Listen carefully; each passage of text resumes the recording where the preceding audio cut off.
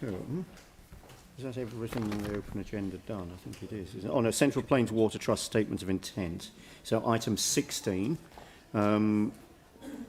So this is simply receiving the statement of intent. Is there a mover for this? Okay. So Tim will move and a seconder. And Melanie will second. And Sarah, you've got a question. Yep, thanks a lot.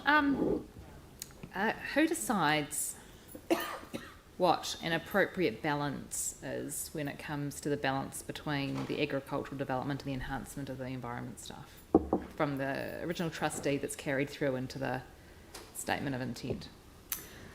That would be a judgment that would be made by the trust itself, and in its reporting it should be characterising how it looks at that and how its research has supported that. Every year it issues an environmental impacts report, Yeah. and that's independently commissioned, and so that would draw together the research. Yeah. The trust deed's been done twice, so once at the establishment and then again it was revised in 2012, and I'm just wondering, there's two versions. I'm not aware of it being... There was an establishment trust deed, and then the current one is 2012. 12, yeah, that's right. So there was one earlier than then. I think that was it was for a different purpose. It was about establishing the trust, and then there was the trust deed in 2012. Okay. Yeah. Is there a chance to revise that at some point? That is on our agenda. We've, you might recall, we've been working on this quite hard over the last 2 years to try and refresh the trust and to get it moving forward after a period of stagnation.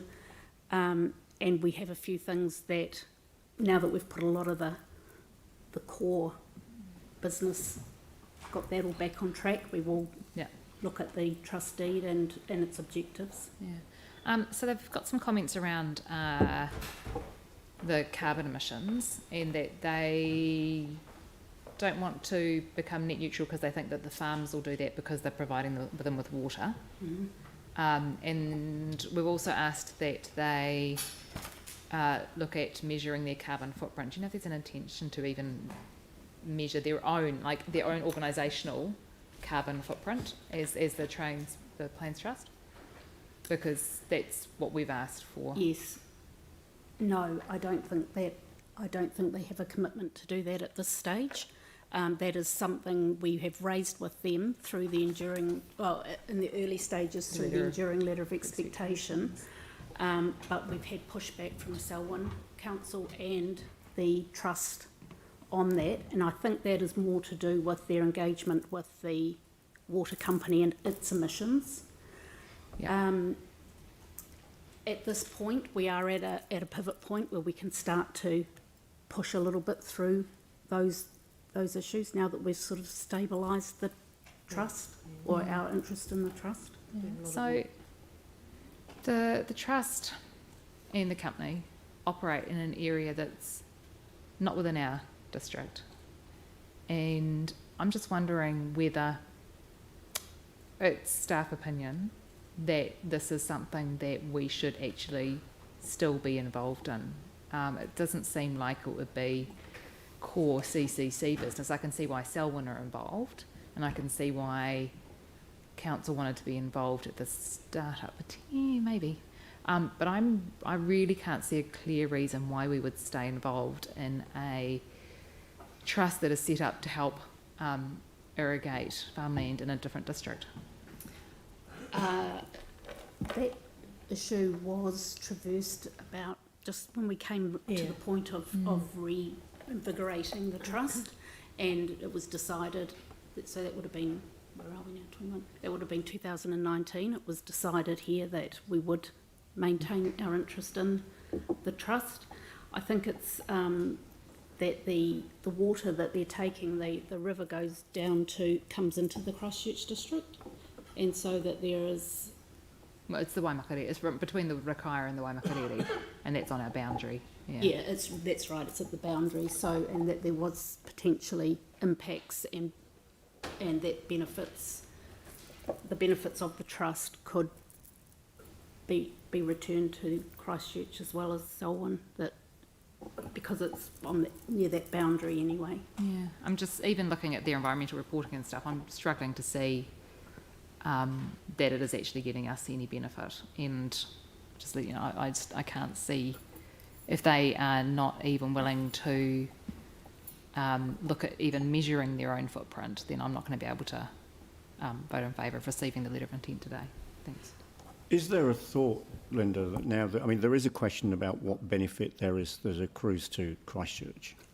I mean, certainly the thinking at the time that we made the decision to remain involved was that we were a settlor of the trust, and we hadn't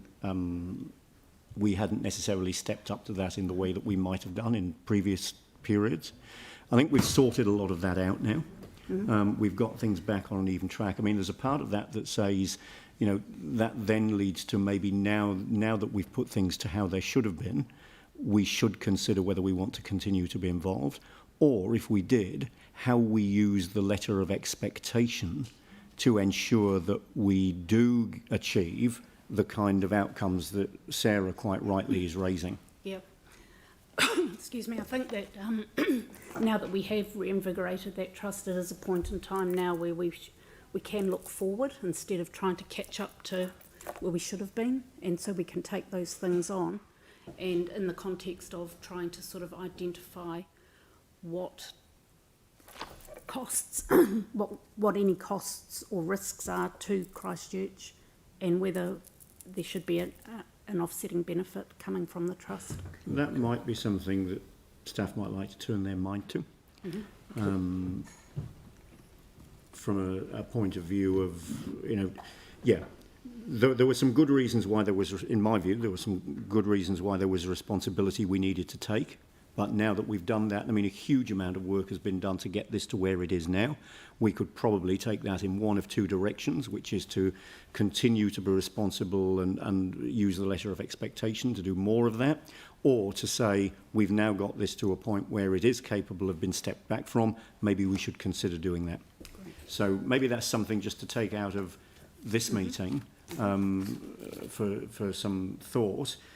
All of that is quite different than what we're here to do today, which is to receive the statement of intent, but the content of the statement of intent, quite rightly, speaks to what we might want to include in a future letter of expectation, so that we can get a future statement of intent that we might be more comfortable with than we are with some of the detail or some of what's proposed in this one. Mm-hmm. Sarah, did you have anything further on that? Okay. Are there any further questions? Phil? Yeah, I'm just a bit confused. Sarah, what are we talking about? Well, the letter of expectation. Yeah, but the carbon stuff that you want to do? Well, the letter of expectation. Yeah, please do. We've asked all our companies to be net neutral like we are in 2030 for their own operations. And we've also asked that they measure their footprint. Like, Yes. yeah, even just measure it so you know where you're at, right? And these guys. And they've said no. But So- their intent is not to do that. So rather than talking across the table, I might get Miles to jump in with a comment. Look, can I just suggest that we bring back a briefing on this? There's probably an original purpose, understanding the original purpose of the involvement, what it actually offers in terms of managing the water consent that goes with this, and also what we could do with the letter of expectation to achieve outcomes, and whether or not we should still remain. Yeah. It's not just the carbon stuff, so the nitrate issues with the, I know it's mostly agricultural rather than dairy and stuff, but actually there's still impacts on water, and we know now more than we did about where that water flows when they were set up. So having, and that's by getting clarity around what being the owner of the consent is, and your ability to influence that might be helpful. Absolutely. Indeed. Thank you. So, Phil, did that answer your question, or have you got something further? No. Okay, that's great. And I think, yeah, bringing this back for a briefing is a good idea. I mean, Pauline and I in particular have been very close to it. people from previous councils may have a greater level of knowledge than people who are around the table in this term of council only. I think that will be useful. Any further questions? Jimmy? Because they have two, the settler council, how about this one, statement intent, present to the Solwyn Council, not yet? Do you know the status? Selwyn Council was, the Chief Executive, Selwyn, told us that he would be asking his council to approve it, or to accept rather just to accept Not it. yet, not yet. At the moment, it's not yet or already received. Oh, What's that, sorry? I don't know what his timing was. I have a feeling it will already have gone there, yes. Okay, thank you. All right. And yeah, just to point out the issue that Sarah was raising around conflicts, Pauline and I are members of a joint committee whose job it is to take care of council. You know, we're acting on behalf of council and with a couple of councillors from Selwyn district to look after council's interest in this regard. We're not trustees of the trust, so we're not making a decision today on a body that Pauline and I are members of. All we do is take care of council's interest in this matter with a couple of councillors from Selwyn on that joint committee. So I will put the motion.